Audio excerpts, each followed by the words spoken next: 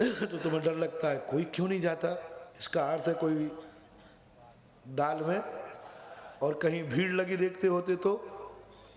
अरे भाई, यदि चोखा माल नहीं देता होता तो भीड़, आपने माल खरीदा नहीं, भीड़ को देख करके आपको उस मालिक पर विश्वास हो गया।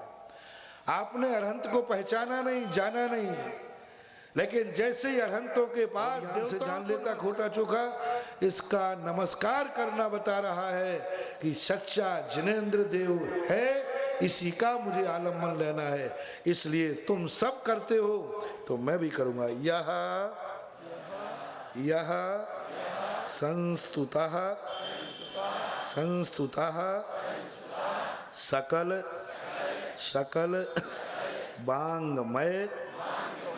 वांगमय तत्व बोधा। यह संस्तुतः सकल वांगमय तत्व बोधा।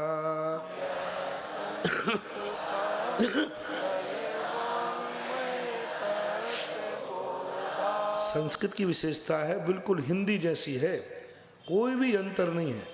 ऊपर एक बिंदी और साइड में दो बिंदी, बस ये हिंदी की अपेक्षा से थोड़ा सा भिन्न आ जाता है।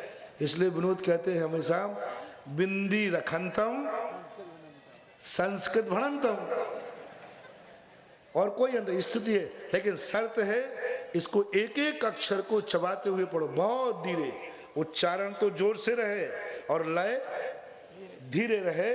देखो बहुत धीरे पढ़ो, जितने धीरे पढ़ोगे।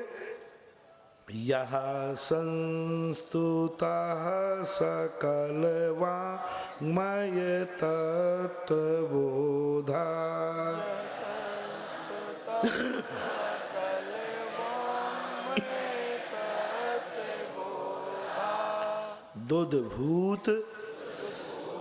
दुधभूत बुद्धि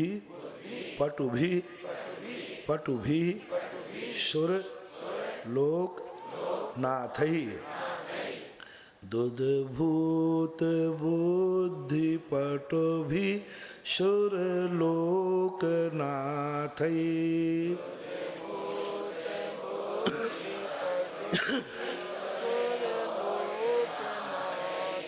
स्त्रोत्रैर, त्रा और रा, स्त्रोत्रैर जगत त्रितय चित्त हरई रुदारही। स्त्रोत्रैर जगत त्रितय चित्त हरई रुदारही।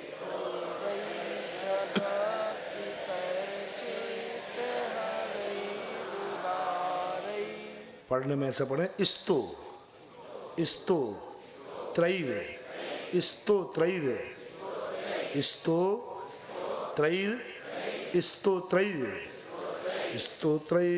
जगत त्रितय चित्त हरई रुदारई।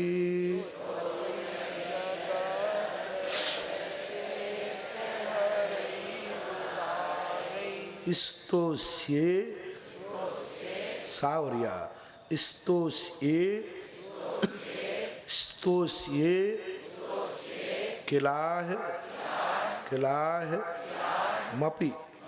मपि छोटी मपि तम प्रथमम जिनेन्द्रम। स्तोष्ये किलाह मपि तम प्रथमं जिनेन्द्रम।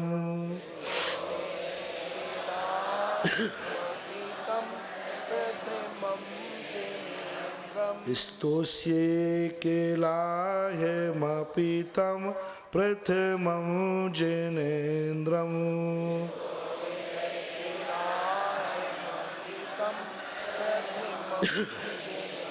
देखो यहाँ प्रथमम में पा में रा आ गया नीचे, लेकिन अपन ने आधा पा नहीं पढ़ा। क्यों नहीं पढ़ा?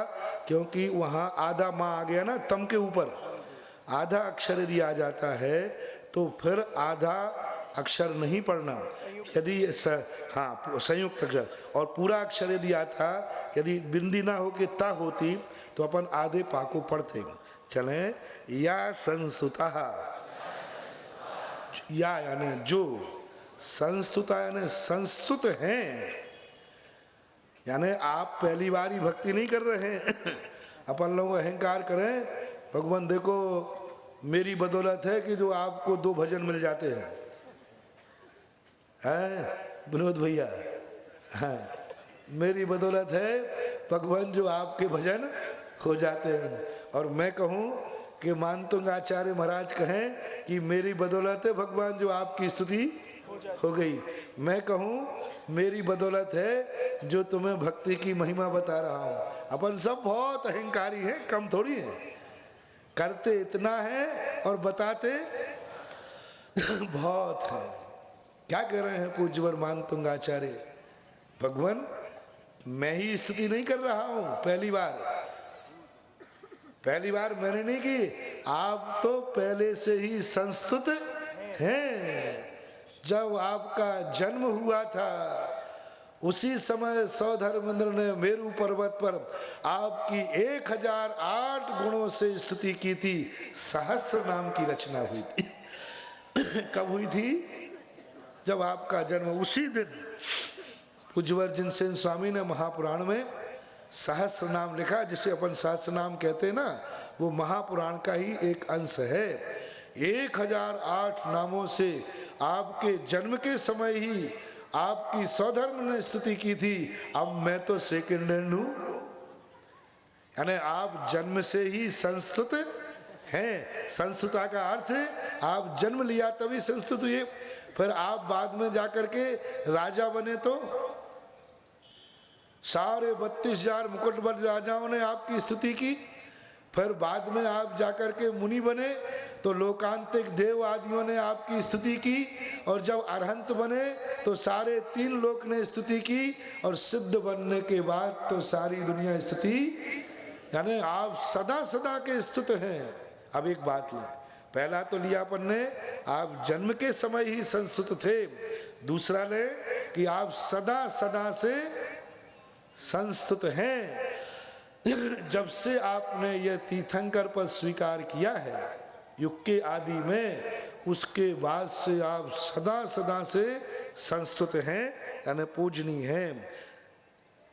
साधारण लोगों के द्वारा नहीं, छोटे मोटे द्वारा नहीं, मैं तो बहुत छोटा हूं, बहुत बड़े बड़े लोगों ने स्तुति की। इन्होंने की सकल वांगमय, सकल यानी संपूर्ण, सकल यानी यहाँ सरोते वाला सा है, वो मत पढ़ देना तालब्य सा, शक्कर वाला सा नहीं पढ़ देना।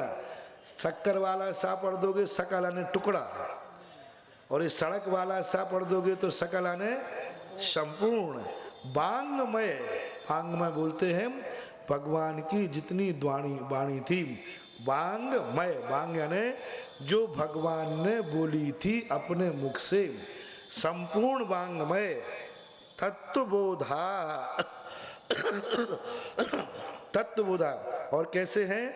सकल वांगमय के तो ज्ञाता हैं, और उस ज्ञान से क्या किया? तत्वबोधात, यहाँ दुधभूत से दान निकालो और बोधात के साथ जोड़ दो तो बोधात बन जाएगा, लेकिन मूल शब्द है बोधात। ताका दा हो जाता है संस्कृत में, धुट आदि संज्ञाओं को प्राप्त होता है, तो बोधात शब्द है मूल विभक्ति, मूल शब्द है बोध। मूल शब्द क्या है? बोध। विभक्ति लगा के बन गया बोधात, संधि करके बन गया बोधाद, और फिर जब और संधि की गई तो वो दा और ऊ मिल गया।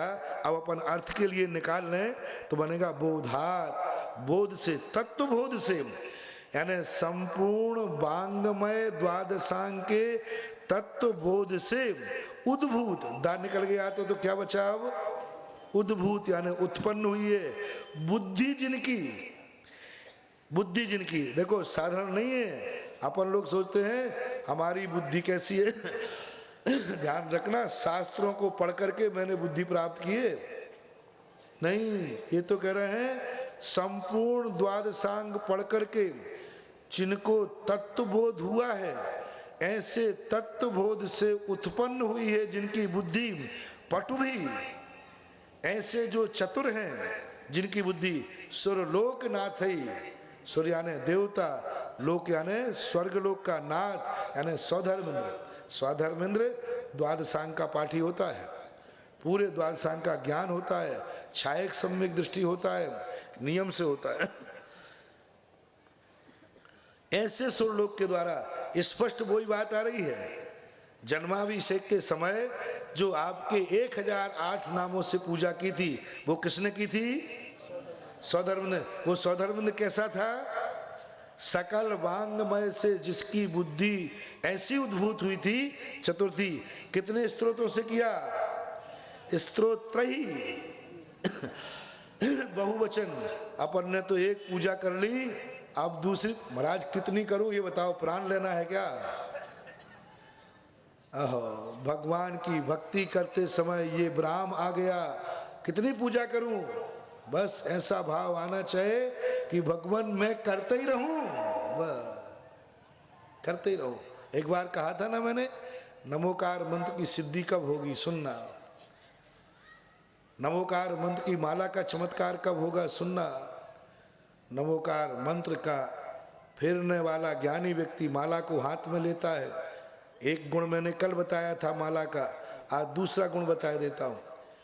माला की महिमा कल तुम बताई थी, आज माला लेकर के एक भावना भाना, हे पंच परमेष्टियों, मेरा मन बड़ा चंचल है, बड़ा पापी है, बड़ा चलायमान है ये बस में नहीं होता है। जैसे तैसे मैंने करके समझा के बुझा के, समझा बुझा करके एक माला के लिए तैयार किया है, और मैंने एक माला फेरने का मन बनाया है। ये माला पूरी होते ही मन हमें चंचल कर देगा, मैं पुनः पापों में चला जाऊंगा, पुनः राग द्वेष में चला जाऊंगा। इसलिए हे पंच परमेष्टि भगवान, मेरी बात रखना, ये माला शुरू कर रहा हूं, कभी ये माला खत्म ना होवे और मेरू नहीं आवे बस। क्योंकि मेरू आते ही मन कहे उठो, आपने एक माला की थी, माला पूरी हो गई, और बीच में मन मेरा चंचल करेगा, कह देख तूने कहा था एक माला पूरी करना, अभी तो मेरी माला पूरी नहीं हुई। हे भगवान, बस आज ऐसी ताकत दे देना कि ये माला कभी खत्म ना होगा। आप भाव करके बैठना, एक दिन बैठना, करके तो देखना, माला तो खत्म होगी, होगी कि नहीं होगी, लेकिन तुम क्या भाव करना, माला तो खत्म होना, उसमें 108 और 3 कितने हो गए? 111 मोती हैं, वो तो आएगा ही आएगा, समाप्त हो गई होगा। लेकिन तुम्हें भाव करना है भगवान पंच परमेष्टि, ये माला कभी खत्म ना होवे, क्योंकि मेरा मन से एग्रीमेंट एक माला का है। अब माला फेरने बैठ जाओ, फिरते जाओ, असंख्यात संख्यात गुणी निर्जरा होगी, ऐसे पापों की लड़ियां कटेंगी। लेकिन शर्त है, और तुम कैसे फेरते माला मालूम? मेरू आया? अभी नहीं आया, अभी नहीं आया मेरू। बताओ, माला फेरते समय मेरू कितने बार याद आता है? झूठ मत बोलना। मेरू जानते ना, वो ऊपर वाला हो, वो मेरू माला फेरते समय कितने बार याद आता है? मालाएं बताओ ना, तुम्हें ज्यादा याद आता है, क्योंकि घर जल्दी जाना है ना, वो माला भी फेरना है। वो माला हाथ में लेते ही अभी 10 गुड़िया नहीं निकले, मेरू देखती रहती, 10 मोती नहीं खिसके और मेरू याद आ गया, समझ लेना तुम्हारी माला बेकार चली गई। यानी तुम्हें वो माला भार हो गई है, तुम माला को निपटाना चाहते हो, तुम माला को जितने जल्दी पूरी हो जाए उतने जल्दी करना चाहते हो, उससे कोई मतलब नहीं निकलता। बस ये भावना भाना कि हे भगवान, माला पूरी हो गई नहीं। पूजा करते समय, मंदिर में जाते समय, कल कहा था या कहीं और कहा होगा कि तुम कभी भी धर्म क्षेत्र में जाओ, बस ये भाव करना, हे भगवान शिखर जी जा रहा हूँ, कभी लौट के नहीं आऊँ, मरने का नहीं कह रहा हूँ, वहीं रम जाऊँ, वहीं रह जाऊँ, लौटने का, लौटते समय रोना पड़े, मैं देखो पापी, कितना पुण्य था मेरा, अभाग्य थे जन्म जन्म का पुण्य संचय किया जो मैं शिखर जी आया, और देखो तो मेरे जैसा पापी ऐसी शिखर जी को पाने के बाद आज छोड़ के जा रहा है।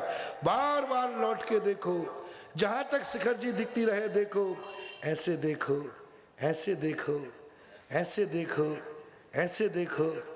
जैसे स्टेशन पर तुम्हारे व्यक्ति की ट्रेन छूट जाती है, कब तक स्टेशन पर खड़े देखते रहते हो? बोलो ना, ट्रेन तो जा चुकी, देख जब तक उसकी मुंडी दिख रही है, और मुंडी भी बंद हो गई, अब ट्रेन का वो पीछे का डिब्बा जिसपे क्रॉस लगा है वो भी दिख रहा है, तो भी पट्टा खड़ा है। ट्रेन निकल गया, व्यक्ति नहीं दिख रहा है, अब क्या दिख रहा है? पीछे का वो डिब्बा गार्ड वाला दिख रहा है, तो भी आप बोले देख तो लो ट्रेन जा रही है। कभी ऐसा, ओहो, कभी ऐसा सम्मेद शिखर में हुआ?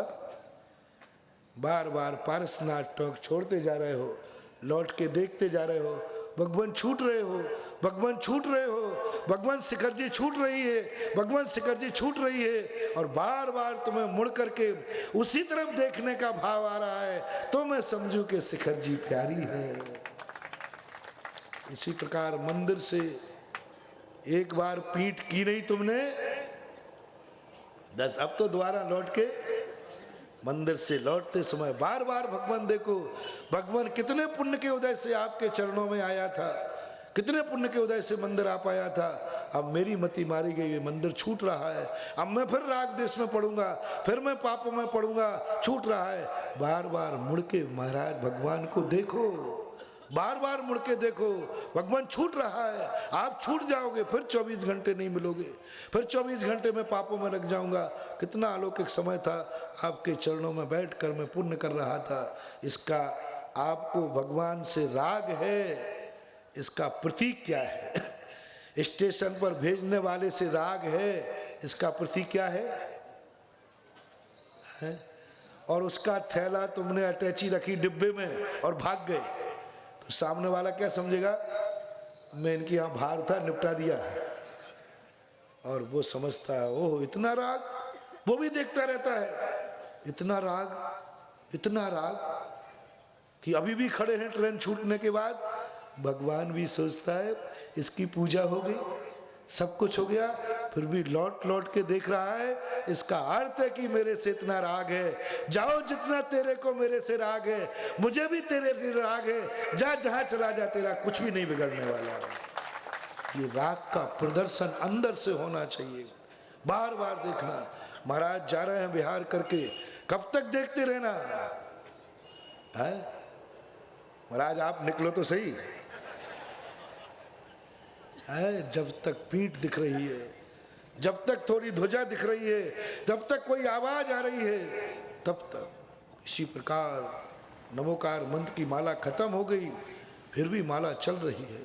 ओहो अब मैं माला छोड़ रहा हूँ, माला खत्म होते ही तुम क्या कहते हो? निपट गई, माला पूरी हो गई। वो 1 करोड़ मालाएं ली थी, हैं? आहा क्या बात है भैया, हो गई 1 करोड़ पूरी। 1 करोड़ माला ले ली थी, 1.25 लाख जाप ले लिया था, हो गया, ओहो निपट गए। क्या भाव आना चाहिए? माला बंद करने के बाद भाव आना चाहिए, ओहो कितना आनंद आ रहा था प्रभु, अब छूट रही है माला, अब छूट जाएगी माला। अब इस मुंह से बोलूंगा राग द्वेष की बातें, पता नहीं किनका नाम मुंह से निकलना है। अभी प्रभु आपका नाम रहा था, माला रखते रखते आपकी आंख में आंसू आ जाए तो ध्यान रखना वो माला तुम्हारे लिए चमत्कार कर देगी। माला रखते रखते आंसू आ जाए, अब माला छूटेगी, अब माला हाथ में से चली जाएगी, अब माला हाथ में नहीं रहेगी, अब मैं पाप करूंगा इन हाथों से, अभी मैं भगवान का। इसी प्रकार पूजा में, इसी प्रकार स्त्रोत में ऐसा भाव उमड़ना चाहिए। अब पूजा बंद हो जाएगी। कितना पवित्र समय था भगवान कि मैं आपका गुणानुवाद कर रहा था और अभी पूजा हो गई, तो अब मैं क्या करूँगा? इस मुंह से राग द्वेष की बात है। तो ऐसा तुम भाव लाओगे ना, तो तुम्हें और पूजा करने का भाव आएगा, और माला फेरने का भाव आएगा, और भक्तांबर पढ़ने का भाव आएगा। तुम्हें ऐसा लगेगा, ऐसा लगेगा कि बस जीवन भर मैं भक्तांबर पढ़ते ही रहूं, पढ़ते ही रहूं, पढ़ते ही रहो। ऐसा देखो वो स्वधर्मेंद्र थक नहीं रहा है, एक विशेषण दे के नहीं थका, एक के बाद एक लोग खड़े हुए मिथ्या दृष्टि सोचते हैं अब बंद होगी, अब बंद हो गया, अब बंद हो गया। वो तो एक के बाद एक स्तुति, एक के बाद एक स्तुति किए जा रहा है। यदि हम पाप क्या है, पुण्य क्या है, धर्म क्या है, अधर्म क्या है, एक छोटा सा थर्मामीटर तुम्हें देते हैं। जिस कार्य को करने के बाद थक जाओ वो पाप है, अधर्म है, त्याज्य है। जिस कार्य को करने के बाद थकान दूर होकर और ताकत आ जाए और उत्साह जाग जाए, समझ लेना वो धर्म है, पुण्य है। अब बोलो, पूजा करने के बाद तुम थक जाते हो या थकान दूर हो जाती है? सही सही बताओ। थकान आ जाती है तो कुछ नहीं मिला तुम्हें, धर्म ही नहीं किया। आचार्य श्री कहते हैं सामायिक कर ली तुमने? बोले हाँ कर ली साहब। कितने घंटे की? बोले जितने घंटे आपने की। अच्छा, बहुत बड़ा हो गया, बहुत बड़ा। मेरे बराबर सामायिक करने लगा। हम लोगों ने कहा हाँ महाराज, आपका पक्का चेला हूं, हम लोग कच्चे थोड़ी है। ऐसे ही बैठे थे एक बार द्रोणागिरी के अंदर एक मंदिर में, तो क्या हुआ, उन्होंने पकड़ कैसे लिया? सामायिक के बाद हम लोग का तो वो आचार्य वहीं बैठे थे, उन्होंने देख लिया। अब वो जो आदत है वो तो रहेगी, कहाँ जाती है।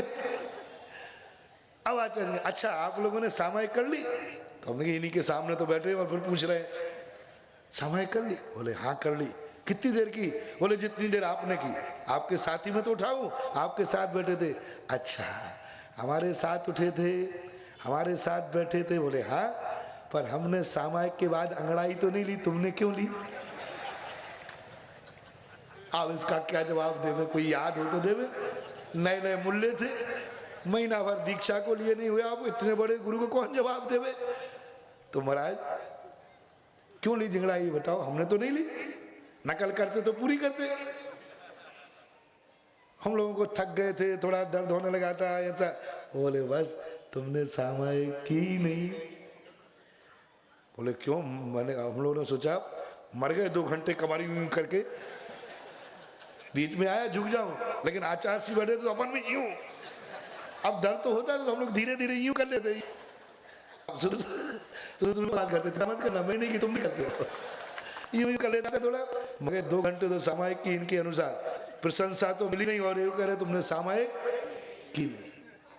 ये तो नहीं कहा बहुत अच्छा, जितनी जल्दी इतनी सामायिक करने लगे। उन्होंने कहा महाराज जी इसमें क्या? बोले नहीं, सामायिक यदि की होती तो सामायिक तो वो है जिसमें शक्ति का क्षय नहीं होता, ऊर्जा का क्षय नहीं होता, बल्कि शक्ति बढ़ती है। और सामायिक में तो दिन भर की थकान भी खत्म हो जाती है। इसका अर्थ कि सामायिक कर नहीं रहे थे, सामायिक तुम्हारी मजबूरी थी, और मजबूरी में जो काम करोगे उसमें इतना ही पुण्य मिलेगा कि मजदूरी मिल जाएगी। बोलो मजदूर मजबूरी में करती है, करता है मजदूरी ये शौक से, बस ऐसा इनको क्यों मिला? इन्होंने धर्म भी मजबूरी में किया था। आप लोग जो धर्म कर रहे हो वो मजबूरी में कर रहे हो कि है? मजबूरी में यदि कर रहे हो तो ध्यान रखना, इससे कोई ज्यादा पुण्य नहीं मिलेगा, मजदूरी मिल जाएगी। और अवभाग्य मान के कर रहे हो तो क्यों थके? बल्कि ऐसी एनर्जी आना चाहिए, अवभाग्य मेरे, आज मैंने 2 घंटे सामायिक कर ली, कल 3 घंटे करूंगा। कौन कहता है थकेंगे? तो जिस कार्य को करने के बाद उत्साह और बढ़ जाए और ये मन लगे इतने जल्दी सामायिक खत्म हो गई, इतने जल्दी माला पूरी हो गई, मैं तो समझता था अभी माला बहुत बाकी होगी, इतने जल्दी पूरी हो गई तो मैं एक और फेरता हूं। इतने जल्दी मुझे तो मालूम नहीं था इतनी जल्दी माला पूरी हो जाएगी। उसको बोलते हैं स्तुति, उसको बोलते भक्ति, उसको बोलते धर्म। जिस धर्म क्रिया करने के बाद उसे द्वारा करने का भाव आवे तो समझ लेना चाहिए कि तुमने धर्म किया है। और जिसको करने के बाद आवे बोले बस भैया हो गया। एक बार आचार्य से कहा कि हमारा चतुर्मास अच्छा हुआ, श्राप को कुछ मिला? तो बहुत अच्छा बड़ा पॉइंट से देते, बोले जहाँ के लोग ये चाहें ओ महाराज का चतुर्मास खत्म हो गया इतनी जल्दी और अब महाराज जा रहे हैं, और वे कहें महाराज अब दोबारा कब लौट के आओगे, तो समझ लेना चतुर्मास अच्छा हुआ है। और लोग कहें अच्छा हुआ भैया, निपट गया, अब दोबारा जिंदगी में कभी चतुर्मास, तो श्रीफल चढ़ा रहा तो फिर भोगना पड़ा, अब दोबारा मैं किसी का चतुर्मास कराऊंगा ही नहीं। तो समझ लेना कि तुम इतने खोटे हो कि 4 महीने इनका सौभाग्य नहीं, तुम भार बन के रहे हो। कभी पूछ लूं, बताओ भैया मैं भार बन के आऊं कि सौभाग्य बन के? ऊपर ऊपर कह लो, अंदर की जो है सो कितनी बड़ी बात है, कितनी बड़ी पूजवर्ण बात है। तुम जहां चतुर्मास कर रहे हो वहां के लोगों को सौभाग्य लग रहा है कि नहीं? ये सोच रहे हैं कि पुनः कम मिले, इतने जल्दी चतुर्मास खत्म हो गया, समझ लेना आपसे इनको लाभ, और भार मानने लग जाए चतुर्मास तो खत्म नहीं हो रहा।